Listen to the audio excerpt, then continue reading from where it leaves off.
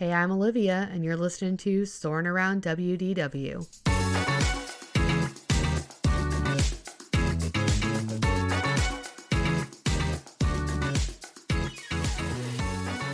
All right, happy Wednesday, everybody. We are back today to discuss Tomorrowland, our next section of Magic Kingdom in our Parks of the Present series.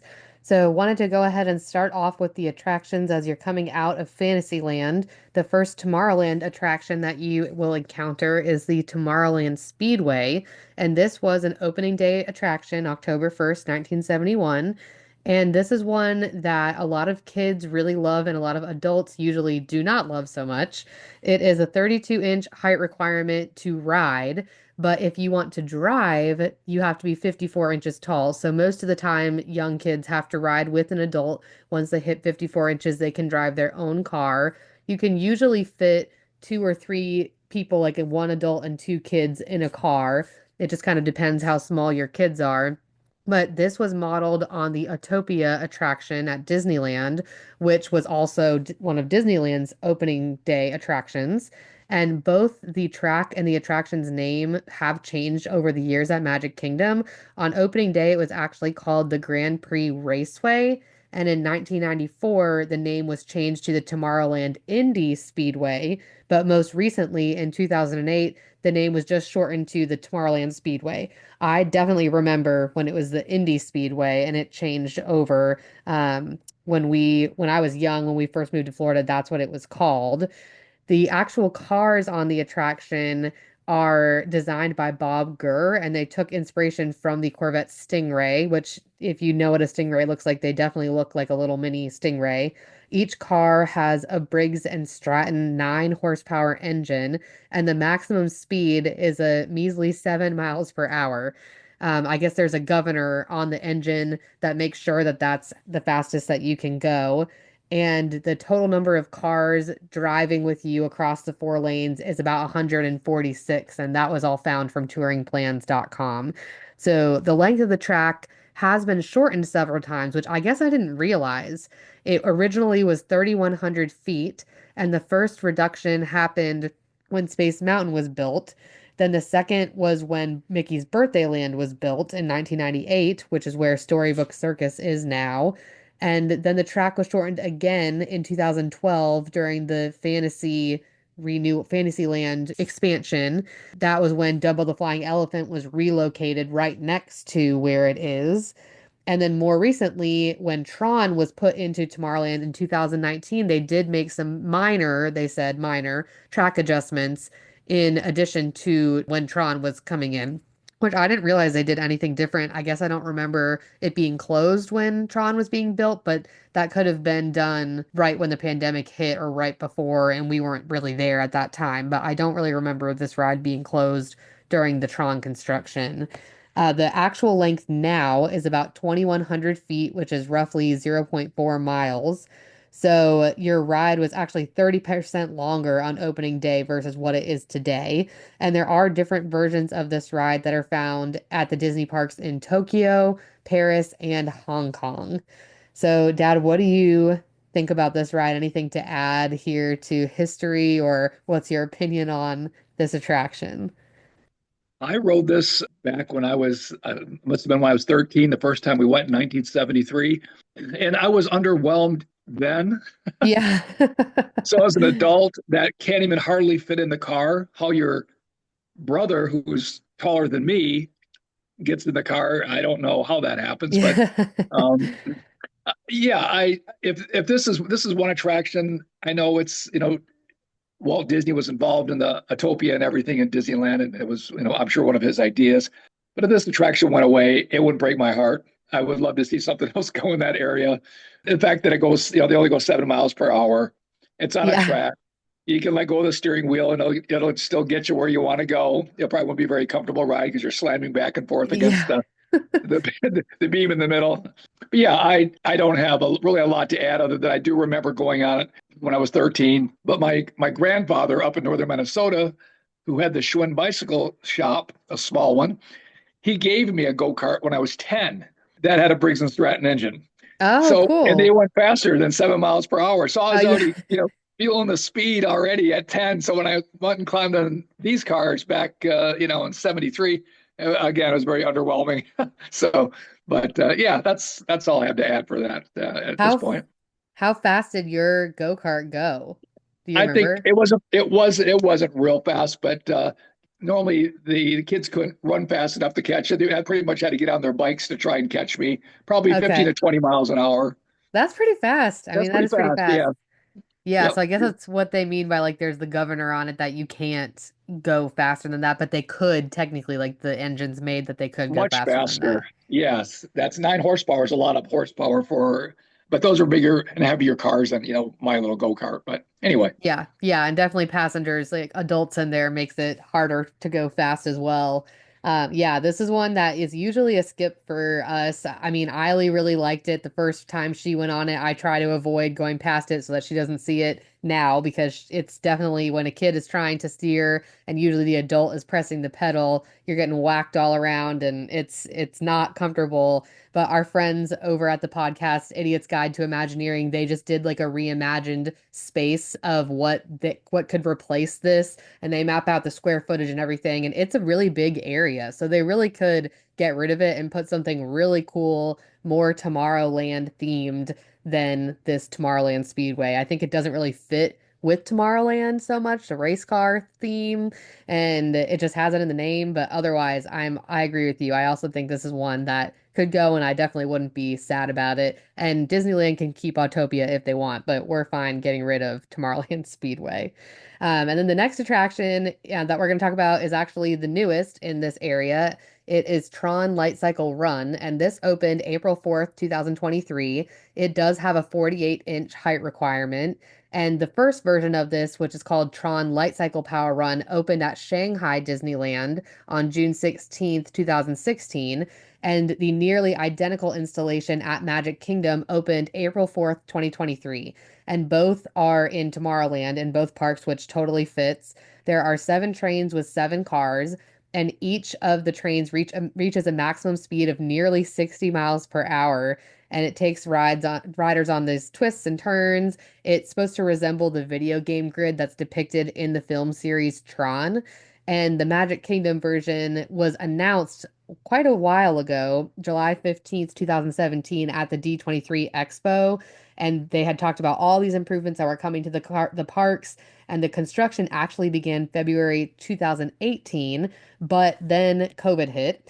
And so it got severely delayed. It was going to premiere in 2021 and then had to be delayed.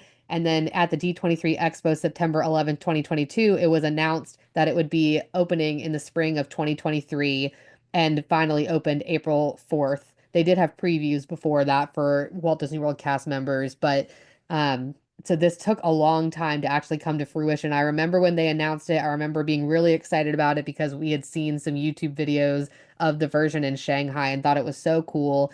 And then it finally came after about, 5 years of construction, about 6 years after it was announced.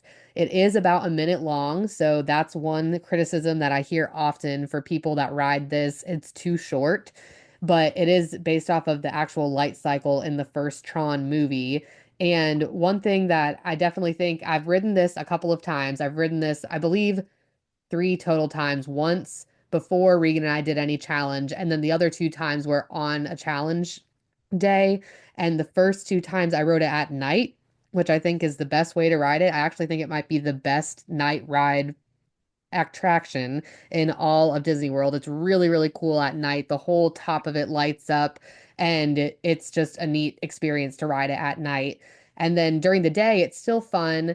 I definitely recommend asking for the very first bike. I get pretty bad motion sickness these days, and riding in the front, I significantly had an easier time than I did riding towards the middle or the back. You seem to get whipped around a lot more towards the back. Another thing that I know a lot of people talk about or might not understand until they get onto the ride is that it is an attraction made for average to smaller people. If you have large calves or if you are a larger person, there is a vehicle outside of the attraction that you can try to sit in first. And anyway, if you've never ridden it, I would recommend trying that before you get on because you have a very finite amount of time to get your body into the vehicle. You're riding it like a motorbike. It's a little awkward to get into the first time. And so if you try it outside, you'll number one know if you're comfortable riding like that for 60 seconds. And number two, know if you're going to have a problem having it tighten over your legs and your back because it does press kind of into your back. Your stomach is flat against this panel. And so it's not the most comfortable position to be in. It is really cool. It does simulate like you're on a bike. This also might be hard for younger kids, even if they're tall enough to ride independently, because while you're secured, it is a weird feeling and much different than any other roller coaster. So I definitely wouldn't recommend this as like a first coaster for kids. But it is a really, really neat ride. I do wish it was about double the length or at least another 30 seconds or so. And I do recommend riding it at night if you can. This also is still right now one of the two individual lightning lanes at Magic Kingdom, the other one being Seven Dwarfs Mine Train. I do recommend buying the individual lightning lane if you can swing the cost because you will wait significantly less. Your other option now is no longer virtual queue, it's a standby line. And the ride for this is sometimes upwards of like over 2 hours to wait for it. And it's really cool, but I don't think you should wait 2 hours for one attraction, especially if you can afford skipping some extra snacks and getting the individual lightning lane for this attraction. But Dad, you have not ridden this yet, is that correct? I wrote it last year. Oh, you did? Yes, we took Michaela and Morgan, her friend, my granddaughter and her friend. My wife passed on it. She's not real big into those rides, but I thought it was great. It was a little short, sure, but I was pretty impressed. It was so smooth. I rode right in the Yes. front, like you did. I rode right in the front. Um, yeah, I think it's like a true Tomorrowland attraction versus the raceway, Yeah. which is, Yeah. which is kind of needs to go. But no, I really enjoyed it. I thought it steamed really well. I remember the movie back in the early '80s, Tron, when it came out. Wasn't much. It was kind of a sleeper. It wasn't much a really a big hit. I think it's kind of a cult classic now, but so it's a little dated because Tron is a movie back that was 45 years ago. But yeah, I think it's very well done, and it's super smooth. But you're right. If you don't fit in that vehicle right, you could have a lot of pain. I know some people were complaining when they got off that it was kind of they pushed you right into what would be like the gas tank on a motorcycle. Yeah. And it's tight. So you definitely do the fit test before you get on there, like you mentioned, because it could be very, very uncomfortable otherwise.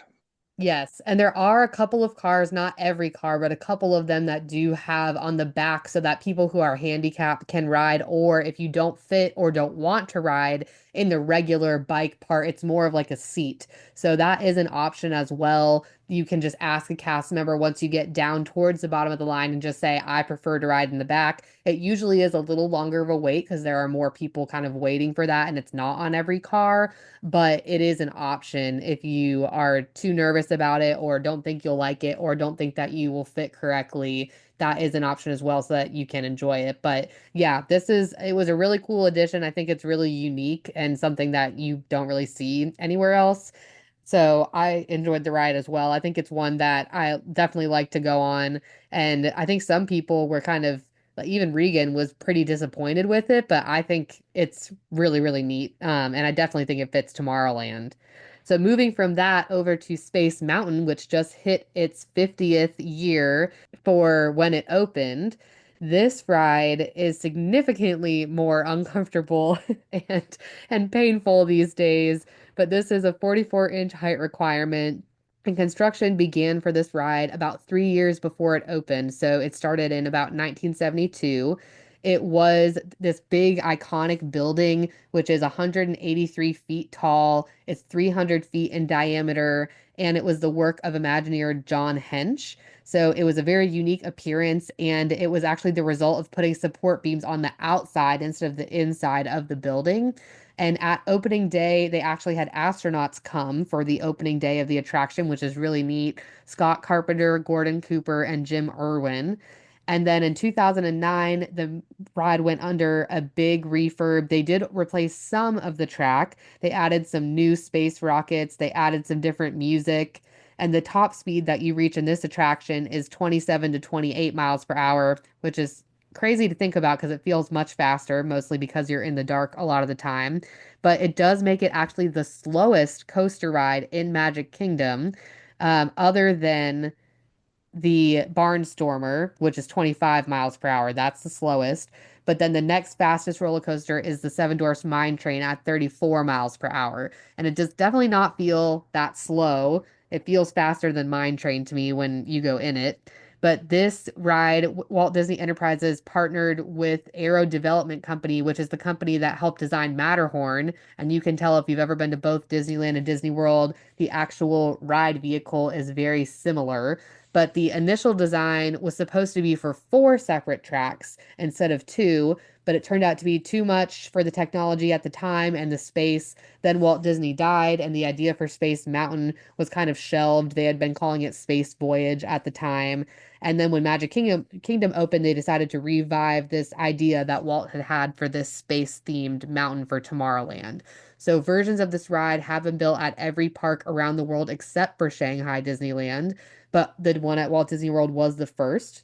And it was also the first mountain at Disney World. So it came before Splash Mountain, which is now Tiana's Bayou Adventure, and became before Big Thunder Mountain. It was the first roller coaster, which was also completely enclosed in a building.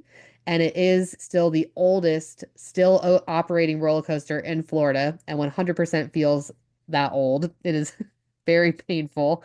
And then also, Space Mountain was the first computer controlled roller coaster in the world, which I did not know. So that was really interesting to read about. There are a lot of different Easter eggs in this ride, which I read about on touring plans. There is a sign near the entrance that reads Welcome Space Travelers, Starport 75, your gateway to the galaxies. And I've seen this sign 100 times. It's right when you walk in. I've never paid attention to what it meant, but Starport was the name that Walt first used for the area in Disneyland that would house the attraction. 7-5 is the year Space Mountain opened at the Magic Kingdom. So that's kind of what that means. There's also some lighted panels to the right of that sign, and the top one says active lunar stations, which names real star system science and astronauts. The second one is active Earth stations, which is a listing of all the Disney Park space mountains. So Tomorrowland Station, MK1, TL Space Station 77, which is Disneyland, Discovering Landing Station Paris, which is in Paris, Ashita Base in Tokyo, and HK Spaceport ETKT in Hong Kong, which is also another really neat little thing they threw in there. And then once you get a little bit further down the queue, there also are seven lighted celestial charts. So the second one, that's called Titan Station Sector 2, marks the location of Disney's Hyperion Resort in the upper right, and Hyperion Avenue was the street where Walt Disney Studios moved in 1926. So really cool little things that they've thrown in there. There are some other things that I read about on Wikipedia. So, like one of the bags in the baggage claim located in the visitors area features the word Mesa Verde written on it. And then the undersea post-show scene at the desert is reminiscent of a scene in Horizons, which is obviously now gone. The scene was the only new added scene to the post-show in refurbishment, and all the other scenes were tweaked or redressed. They also had an area that's like a little pun on 2000 Leagues Under the Sea. It's called 2000, or I'm sorry, 20,000 Leagues Under the Sea. It's 20,000 light years under the sea, which is obviously in reference to the movie and then also the attractions that they had at Magic Kingdom and Disneyland. And then the Robot Valet and Futuristic City Skyline, which is the last kind of post-show area. They're similar to a scene in Horizons and to a lounge at Disney that Disney used to have in LAX in the airport. So it is really interesting little fun things that I think sometimes you're walking past so fast to get out of the ride or get into the ride, you don't always notice the little Easter eggs that they threw in there. But the actual vehicle is a three-seater rocket. So two of the rockets are in each train, so there's six total, and they're front to back. So if you have young kids, definitely keep that in mind because you won't be right next to them. They'll be in front of you or behind you. I would recommend them being in front of you. And RCA was the sponsor and helped fund construction for this ride. They actually provided $10 million to support it. And then shortly after they ended their sponsorship in 1994, FedEx took over for about 10 years and sponsored it. So very interesting this ride has, like I said, a lot of little hidden Easter eggs. It's a fun roller coaster. It used to be my favorite ride in Magic Kingdom, but the more that I ride it now, the more uncomfortable it is, and it definitely needs a track refurbishment. So, what do you remember about this ride, Dad, in particular? Well, I went on this ride in 1978. I was a senior in high school, so there you go. I'm dating myself. And my sister Tammy, who's a couple years older than me, she was a real thrill seeker. And we went on this, and I think your grandpa Joel and my dad went on it also with us, and we loved it. It was, of course, it was the track wasn't all probably beat up Beat then, right? up. It's only Yeah. 3 years old.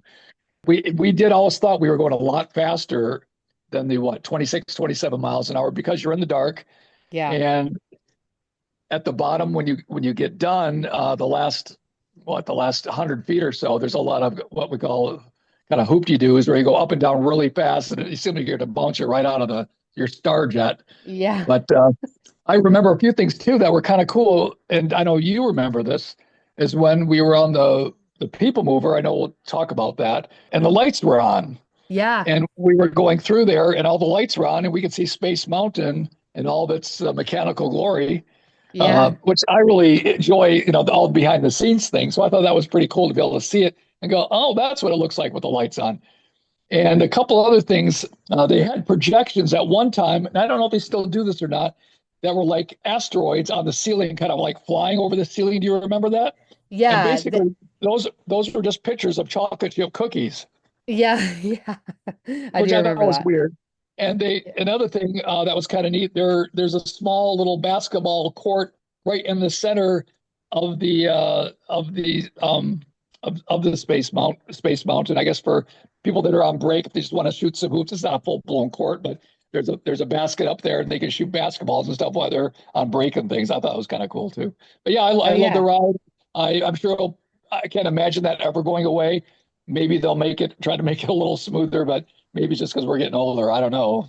But I do love the ride very much. Yeah, I think it is a really cool ride. Obviously fits the theme of Tomorrowland really well. And yeah, I do remember the projections. I think I'm trying to remember when I just wrote it in December. I feel like they don't have the giant cookies anymore. It's just a few like stars. It's much darker now, I believe, than it's almost all dark now compared to how it Yes. was, I believe. I also have written this. It does get a Christmas overlay, and that basically lights it up a lot more because they have these green and red lights kind of flashing, and they're playing like Trans-Siberian Orchestra. And I actually thought that was kind of cool. Regan really hated it because he could see more of the track, and seeing the track freaked him out. But I think going through on the People Mover and seeing it with the lights on, it did make you realize, like, okay, you're really not that far from the track. And thinking about when I was growing up, my Uncle John, who's like 6'7", riding that ride, I was like, oh my gosh, that has to be so close to his head. It's not obviously as close as it seems, but it looks very close and tight. And especially the double track, it was really neat to see that with the lights on.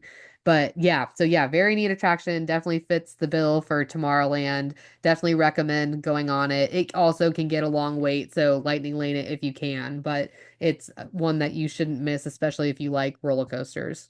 And then going over to Astro Orbiter, this was built at first at Disneyland, and it was called the Astrojet in 1956. It was the first rocket spinner attraction at Magic Kingdom when Tomorrowland was first being redesigned. It initially was called Starjets and then reopened April 30th, 1994 as what it's known today, Astro Orbiter. It is part of the complete renovation of the Tomorrowland section that they did in 1994, and no form of the attraction existed in Magic Kingdom at Walt Disney World until 1974. So this opened about 3 years after the park opened, and Tomorrowland then had this big expansion and change. So the ride at Magic Kingdom does 11 rotations per minute and averages 1.2 million miles a year, which was kind of a fun little fact that I found. It is also featured at five of the Disneyland parks, all of them except for Tokyo Disneyland. It is currently, I know I talked about this in last week's episode in the news, but it's undergoing a refurb, and they actually have totally dismantled almost the entire thing. I saw some pictures of people took that were at the park this week, and it's kind of weird to walk into Tomorrowland, and usually that's kind of like the focal point that you see up in the sky, and right now it's almost totally gone. So they are just refurbing it. It's supposed to come back. It's not going away. But this one can get a pretty long wait, mostly because you have to take an elevator up and down. There's not a height requirement for it, but it is a little scary because you're pretty high up in the air. If you blast that rocket up high, you're up, a good ways. It's another really cool one at night, especially if you can time it during the fireworks. But just in general, at night, everything's lit up. It's a really cool way to see across the entire park. It is pretty fast though. When Regan and I ride this during the challenges, I was kind of surprised. You kind of tilt in a little bit and then you're going pretty fast around. So it's kind of hard to keep yourself sitting up almost. And two people can fit in a rocket. Two adults probably shouldn't fit in a rocket because it is a tight one as well, not a super comfortable car. So I'm hoping maybe in this refurb they're putting some padding or something. But it's a pretty neat attraction. And we did go on it a fair bit as kids, not a ton. I think mostly because it was pretty long wait and also there were other spinny rides if we really wanted to do one like that, the wheel and spoke kind of attractions. But what did you have to add about this one, Dad? Again, I remember going on this, must have been the 1978 trip. It was at the time, it was all the rockets were kind of like Apollo rockets. I remember it being white primarily with the black lettering. So it kind of looked Okay. like the Apollo program. And I thought that was super cool, even as a teenager. Yeah. You're right. It takes forever to get up there because you're going to the third floor. If you think about it, it's above the People Mover, right? Yeah. So it's on the third floor. And then when you get in it, and the cars, I agree, are incredibly uncomfortable. And if you spin it and get high enough, you just it kind of digs right in your side. It wants to, Yeah. centrifugal force wants to basically throw you out of the car. It is fantastic to go on at night. I agree with you. But would we do it all the time? Nope, you're right, because the wait was just too long and it was a little underwhelming during the day. But the fact that it's up so high and you probably go 4 to 5 stories when you crank the jets right to the top, I think that's a pretty cool ride to do that. But yeah, we just didn't do it that much. Long Yeah. wait. Yeah, long way. The view is really cool when you're up there, like we said, especially at night, but you do get to see a lot if you don't get super dizzy and you can kind of look out while you're spinning around. But yeah, it's not a must do, but it is neat if you can get on it at night, especially if it's towards the end of the night and the wait is lower because people are leaving. That's a good time to try to hop on it. It does not have a lightning lane, so this is one you definitely have to wait for. So we always had to keep that in mind with challenges because it's not one that you can skip the line for at all. You got to just get in the line and wait it out. And then skipping over to one of my favorites, I know a lot of people's favorites, a very underrated ride, the Tomorrowland Transit Authority, and also known as the People Mover. The full name is Tomorrowland Transit Authority People Mover or TTA. This opened July 1st, 1975, so a few years after the park opened. And originally, the Wedway People Mover was based on the People Mover attraction in Disneyland, California, WED for Walter Elias Disney. And because the system did not utilize the same rotating Goodyear tires that they used as propulsion in the initial version, they actually relied on linear induction motors. So Goodyear had no involvement in the Disney World version. They were only involved in Disneyland. And instead of the open track with covered cars like Disneyland, the trains were designed as open air cars that traveled under a permanent roof over the guideway, which was very smart for Florida weather where it rains often and heavy. But in the spring of 1994, Tomorrowland went that's under this massive refurb, which we've talked about a couple times already today.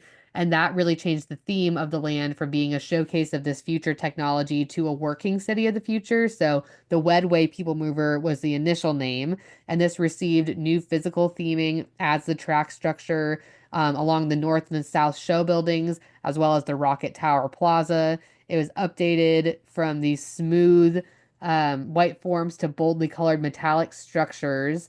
And so the section of the track that lined the North Show building to Space Mountain, and then the section from Space Mountain to Carousel of Progress was not changed, but the rest of it was all kind of refurbed and rerouted. And during this, the attraction's name changed from the Wedway People Mover to the Tomorrowland Transit Authority. So it actually, the Tomorrowland Transit Authority, TTA, closed April 19th, 2009, or yeah, in line with another major refurbishment of Space Mountain when they redid the track a little bit and did some different changes on the inside of Space Mountain. And then it reopened September 12th, so not for very long.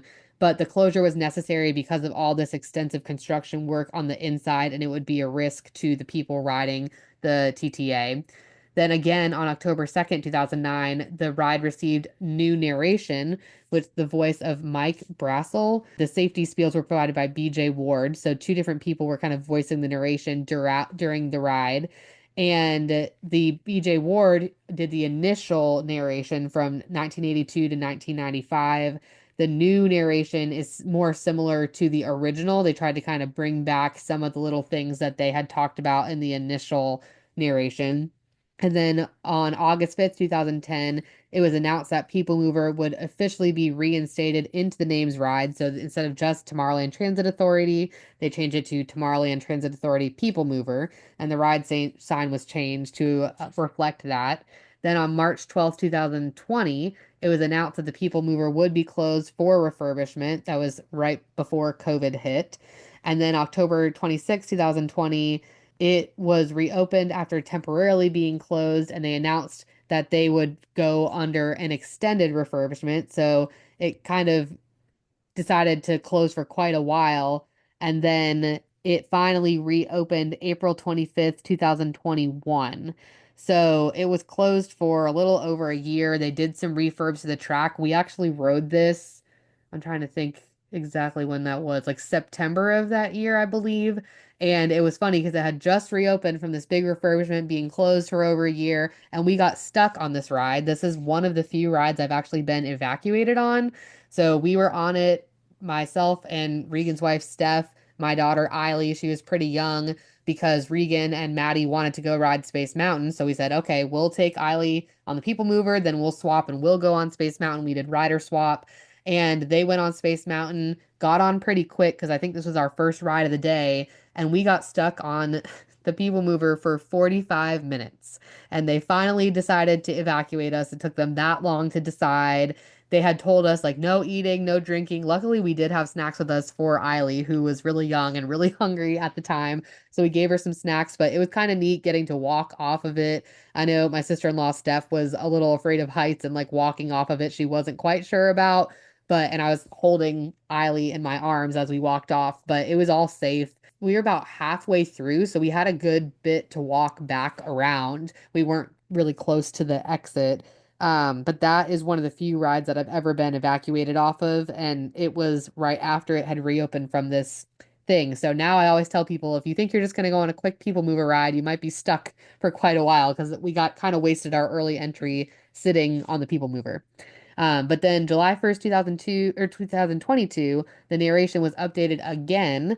Um, and it said it was by Aurak 5, which is an original narrator character. Aurak 1 was the first one. This is Aurak 5.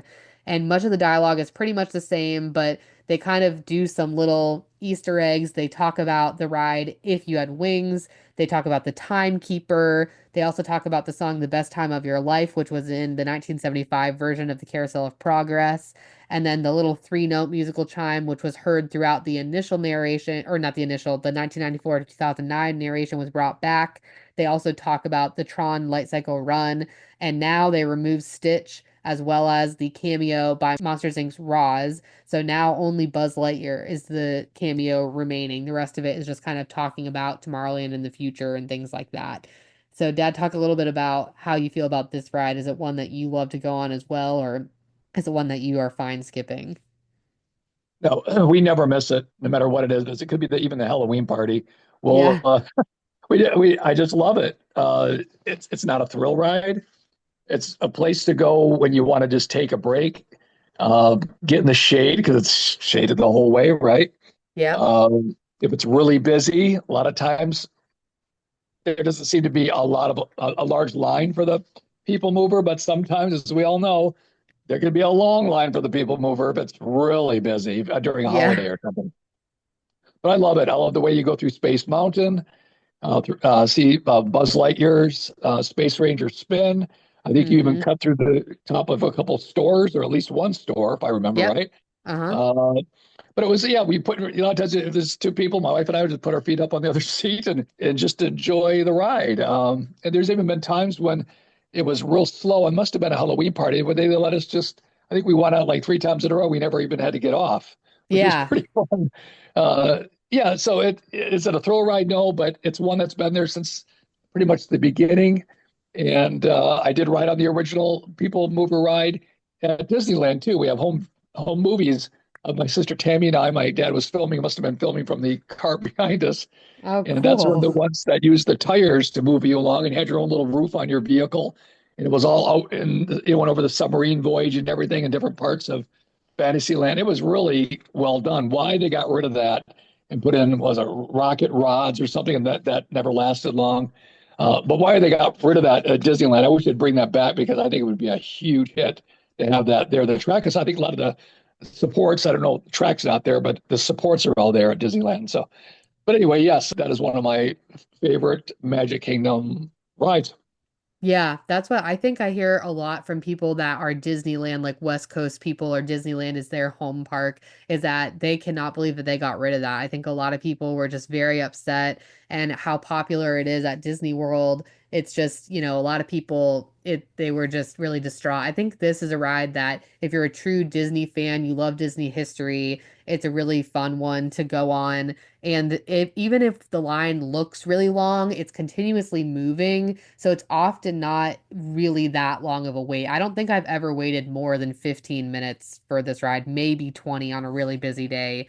But it is a nice little break to kind of take a break, especially if you have young kids and you do want to do rider swap. That usually is a great idea to get on with Tron nowadays. You can kind of take little ones on that ride around. And it's just a neat way to kind of see different areas of the park. It also is really cool during the day, but it is cool at night as well. And if you ride it during the fireworks, it has a really cool view of the fireworks, and you can kind of see it as you're going past the castle in a couple of different spots. We have a really cute picture of Eiley on this ride with the castle kind of behind her. And yeah, I think it's like an overlooked ride. A lot of people think, it's just kind of boring, but it is neat. It's cool to go on the inside of Space Mountain, like you said, to see Buzz Lightyear and stuff too. So we agree. This is one we often do not miss. We try to always make a point to get in there and see it. So, yeah, it's definitely a favorite of ours too. The next attraction that we wanted to talk about is a classic and one that has been many different places other than Walt Disney World. It is the Walt Disney's Carousel of Progress. So, this was the prime feature of the General Electric or GE Pavilion for the 1964 New York World's Fair. And if you have been listening to this podcast for a little while, we've talked a lot about the World's Fair. We'll in the future do an episode just about the World's Fair, but this was a big attraction there. And then after the World's Fair ended, it was moved to Tomorrowland at Disneyland in California as the Carousel of Progress and remained there from 1967 until 1973. It was replaced in Disneyland by America Sings in 1974 and then reopened in its present home, which is in the Magic Kingdom's Tomorrowland in 1975. So a few years after Magic Kingdom opened. And to keep it current with the times, the attraction has been updated 5 different times, which I didn't realize, but all because they were all before or right when I was born. But it was updated in 1967, 1975, 1981, 1985, and 1993, which it has pretty much remained the same. It's had a couple of updates, which we'll talk about here in just a minute, but it has had 2 different theme songs. Both were written by the famous Sherman Brothers, and the Carousel of Progress holds the record as the longest running stage show in the history of American theater. It is one of the oldest attractions in Walt Disney World, and it is the oldest attraction at Disney World to have been worked on by Walt Disney himself. There are 4 different acts in this attraction, so you start off in the first area and move into the turn of the century, which represents the 1900s. Then it moves to the 1920s, the 1940s, and then into the 21st century, which is supposed to be the 2000s or the future. So as the 1970s happened, the Carousel of Progress wasn't very popular anymore, and GE thought that they weren't getting the most for their advertising dollars. And so about 80% of the people that saw the attractions were in California and had seen it many times. So GE asked Disney to move the show to Magic Kingdom at Walt Disney World. So the Disneyland show, when it closed September 9th, 1973, got packed up, they dismantled it and moved it over to Florida. And the Progress City model was disassembled, and portions of the center of it were reassembled in Florida. But the Carousel of Progress opened in Magic Kingdom's Tomorrowland January 15th, 1975, right next to Space Mountain, where it still lives today. And at the time, still had a 10-year sponsorship contract with General Electric. So there were some minor changes that occurred when the show was initially moved from the World's Fair to Disneyland. But when it moved from Disneyland to Disney World, there were extensive changes that were made. So they actually had a new carousel theater building that was designed to house the attraction. It was a one-story pavilion with a loft above it, which is used for what we just talked about, the Tomorrowland Transit Authority PeopleMover track, and that wraps around the building's north side. So the interior and exterior of the building received new color schemes with the blue and white stripes that grew smaller and larger as the building kind of turned around when it was in motion. The theater also rotated counterclockwise rather than clockwise, like it did in the two former systems, which I thought was interesting. I guess I had never paid attention to which way we were rotating, but you do rotate counterclockwise. And then, due to a decrease in attendance after September 11th, the Walt Disney Carousel of Progress closed October 2001, but then reopened soon afterward only on a seasonal basis. And a lot of fans were worried, is this the end of the Carousel of Progress? So there were a lot of permanent closure rumors. And still to this day, there's a lot of permanent closure rumors that plague the attraction. But Disney has always said there's no plans for permanent closure or any closure at all. It has had some minor refurbishments in recent years, but now has remained open for nearly every day of the Magic Kingdom's regular operation since about 2003. So in 2003, they said, we're not going anywhere. It's going to stay open, and has pretty much been open every day.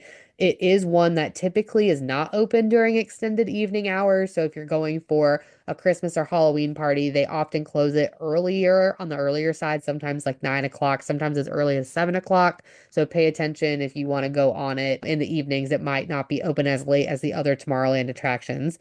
But there were some Easter eggs that were thrown in, according to Wikipedia, in the most recent update. So in 2022, the animatronics in the final act got an updated wardrobe.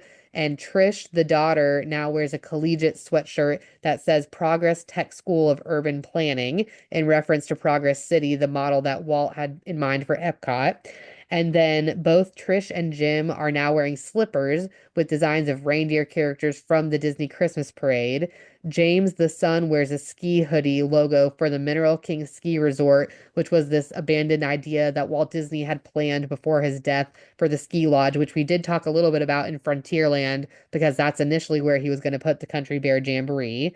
And then John, the father, now wears a green apron that reads "My Food Rocks" in reference to the closed Epcot attraction Food Rocks, which I did recognize when we just went on this in December. I was like, oh, that's funny, a little Food Rocks pun. I don't think I noticed the other things.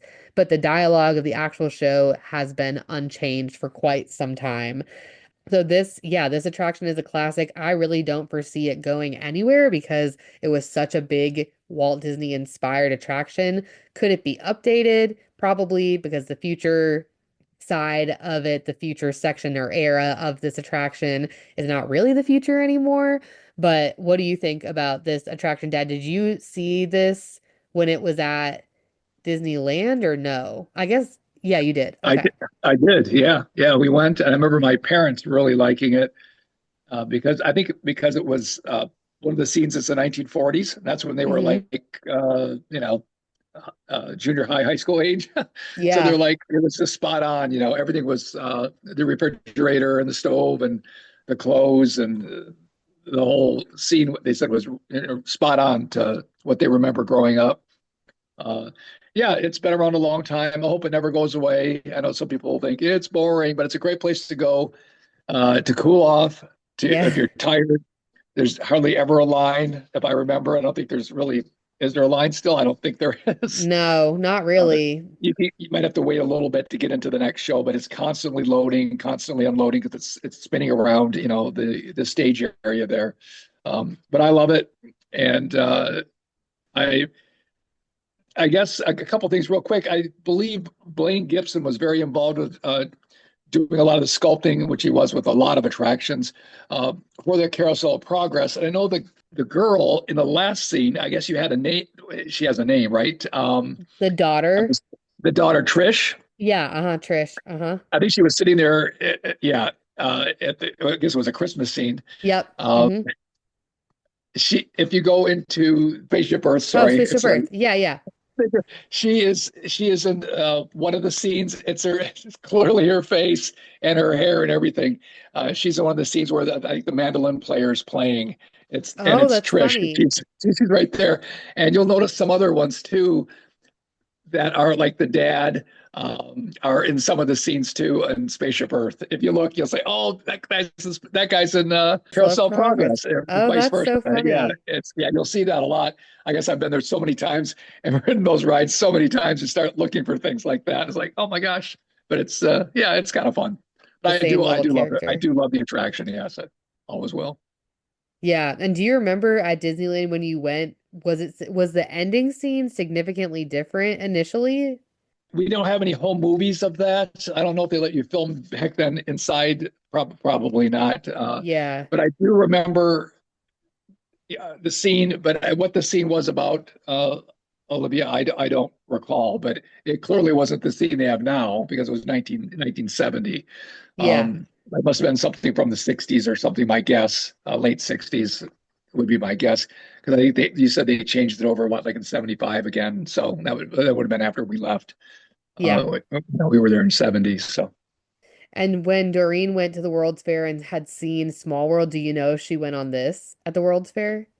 I don't know. I'll have to ask her mother because she remembers all the attractions she went to. They did see Mr. Lincoln, the Mr. Oh, Lincoln yeah. attraction. Yeah, they did see that, and everyone was absolutely amazed by that because they thought it was at first a real person. It was so well done. Yeah, But it looks just yeah, like I'll have to him. ask her. I don't know if they want a Carousel of Progress or not, but I'll have to check with her. Okay, yeah, it would be interesting to hear. And then another attraction that has changed over the years, but is still and has been for a long time, Buzz Lightyear Space Ranger Spin. This opened November 3rd, 1998, kind of in the height of Toy Story when it was super popular. And subsequent versions can be found at Disneyland, Disneyland Park in Paris, Shanghai Disneyland, but they all kind of have a different name. They did used to have a Buzz Lightyear attraction that was similar to this at Hong Kong and Tokyo, but they have since closed. And the Japan version, the Tokyo version, closed actually just this last year. And it was one of the two attractions that could be found at all of the six Disney Castle parks worldwide. The other attraction that's at all six parks is Dumbo the Elephant. So now Dumbo is the only one that is at all of the parks, but their Blasters at Disneyland is what it's called, and Space Ranger Spin is what it's called here at Disney World. And those are equal parts shooting gallery and dark ride. So visitors are on an OmniMover space vehicle that features two laser pistols and a joystick. So you can shoot either for if you have two people in the car, each person can shoot. If you have a third person, they can kind of turn the joystick, or one of the two shooters can also turn the joystick. And the pistols are used to shoot laser beams at the targets of varying point values.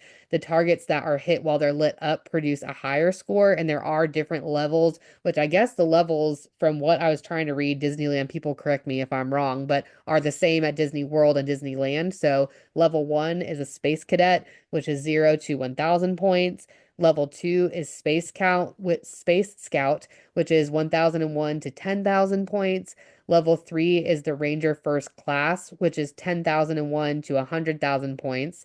Level four is Planetary Pilot, 100,001 to 300,000 points.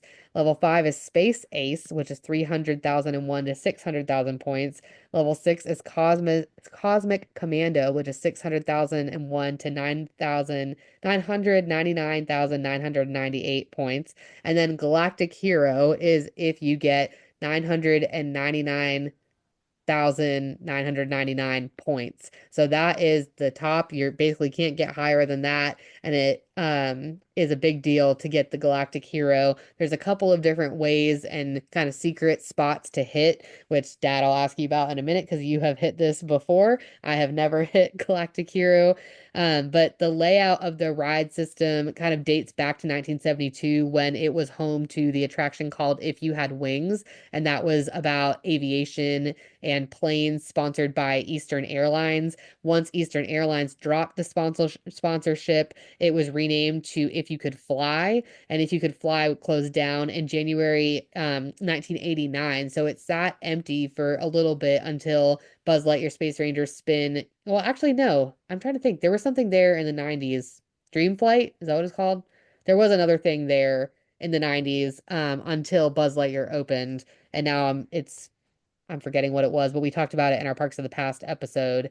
But Buzz Lightyear Space Ranger Spin was named the 2004 Disney Magazine Reader's Choice Award for Best Magic Kingdom Park Attraction for Young Kids. And it really is a neat ride. I think before Toy Story Mania came out, this was really cool. It's kind of like a giant laser tag game, if you've ever played laser tag. And obviously, Toy Story still is extremely popular, but in the 90s and early 2000s, it was off the wall popular.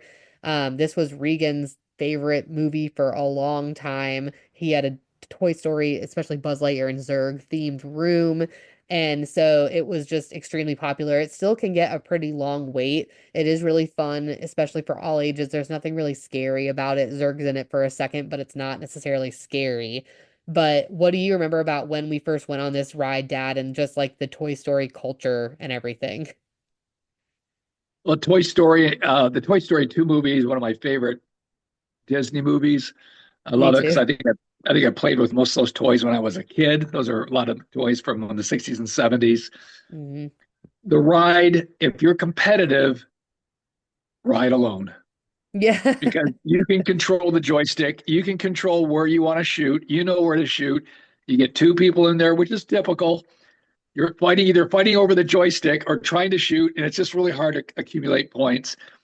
And I've gotten to the Galactic Hero only because I read up where you go for the big points many times, many times. Yeah. If I don't get a Galactic Hero on it, I'm normally pretty, frustrated. So, but just a little hint here for anyone here that wants to know, you're in the first room. You go past the big robot arm, the big robot standing there. You turn your cart 180 degrees, shoot the back of the target. I believe that target's worth like 100,000 points.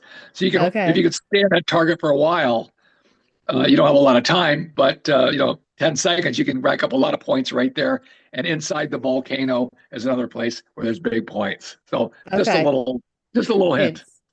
The other place that I kind of remember you saying there's big points, but now maybe I'm misremembering, is in that second room where there's the volcano, where you see the people mover go by. There's like a spinning thing at the top of like you're almost going into the next room. It's way up high and it kind of spins around and there's different targets. I feel like that also maybe has a lot of points, but Yes, again, yes, I forget the amount. Yes, that's another good one. There are a few, but they're far and few between. So you have to kind of, when you get them, just stay on them. You can get a lot of points really fast. So that's yeah, just a little bit. But you I love do. the ride. I think it's fun. I'm surprised it's still there. I'm sure my guess in the next 5 years, I'll probably come up with something different for that area. I would think. I know it's Yeah, popular, but I don't know if it's that popular. I don't think it's Space Mountain popular or Haunted Mansion popular. I would yeah. think that would probably go away here in not too long, but that's just my thought. Yeah, I feel like now that they've had Toy Story Mania, which is another similar kind of arcade type ride, shooting type ride, but much more technologically advanced, it's definitely not as cool as it used to be. We still love to go on this. We go on it every time pretty much if we can, but we like it better. The Disneyland version is actually similar if you've been to Universal Studios. That one's much more like Men in Black, where you kind of can hold your own little laser gun, you're kind of shooting around. But we actually like Disney World's version better. I don't know why, because it is more difficult because it's stuck your, shooting gun, the laser gun is stuck to the machine, so you can't pick it up and kind of move it around. But I don't know if that just makes it more of a challenge or why we like it, but it is fun. If you just press and hold down the button, you do get points. So little kids who are kind of aiming at whatever, they can get points just by holding the button. You don't have to do anything. One area of this ride that if they don't redo it, I wish that they would redo this section is the ride with the screen, the section where it's just the screen and there's kind of that rocket. The graphics are so outdated. You can barely tell what that is anymore, just kind of shooting at the air. And so that was always an area that I was like, wow, they could have done so much more with this space in this room and made some more targets or made another scene, updated it after the Toy Story movies have come out, like more movies have come out, but they've left that the same. So, but it is a really, really neat ride. This is definitely a favorite of ours for sure. And we love Toy Story. And then the last attraction for this section of the park is the Monsters Inc. Laugh Floor. And this opened April 2nd, 2007. This replaced an attraction called the Timekeeper. And the main theater of this attraction has 400 seats. It does use what's called digital puppetry technology, and it's similar to Epcot's voice-directed Turtle Talk with Crush if you've been on the Disney Cruise Line. Also in the animator's palette, kind of what they use to have the characters interact with you there. Live actors kind of perform the voices behind this large digital screen, and then they have computer rendering monsters that appear with those actors' voices, which is pretty neat. This attraction is set after the animated films Monsters Inc. and Monsters University, and it's basically about how Monstropolis is running on safe, clean laugh power. So if you've ever seen Monsters Inc., they changed from screens to laughs and realized laugh has more power. But now it needs more laughs to provide the needs of the monster world. So Mike Wazowski suggests opening up this comedy club to get more power for the city. And after the release of Monsters Inc. 2013 prequel, Monsters University, they did change some of the characters from the prequel to make cameos in the little pre-show. So they've updated it a little bit since it first opened in 2007. And then in the fall of 2018, the entry structure left over from the Timekeeper was removed to kind of help people get through Tomorrowland easier. They have a little bit of a simpler sign. And then Sully, interestingly enough, I don't think I realized this till I read it, does not appear in the attraction at all. And there's really been no explanation as to why. He's a major character in both movies. He's my favorite character in both movies. But yeah, this does not have any reminiscent of Sully. It's mostly just Mike Wazowski. And then the attraction does actually get a Christmas overlay. They kind of do some jokes about being on the naughty list, and Roz talks about making sure you're not on the naughty list or she's going to put you on the naughty list. This attraction is pretty silly, but it is fun. Regan likes it. He thinks it's funny to be that guy and to send in all the little jokes and text in these jokes and they read some of them off the screen. I've maybe only been in this twice since it was the Timekeeper. I do remember going in the Timekeeper before this switched over as a kid, but the laugh floor is not something we do super often. But what do you remember about this? You've gone on this a few times, right, Dad? Yeah, I've been on it probably 4 or 5 times. Uh, I'm ready for it to go away. Yeah. I'm just not a big fan of it. I loved the Monsters Inc. Movies. That's not the problem. I think the technology at the time was cool.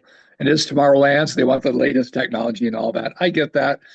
But I thought the Timekeeper actually was better. I enjoyed that more. That was a 360 theater that was there, and that was there since the beginning of the Magic Kingdom in 1971, where they had, I think it was If You Had Wings or something like that, or America the Beautiful. Yeah. But that's where they had all the screens all around you, the 360 Mm-hmm. screens.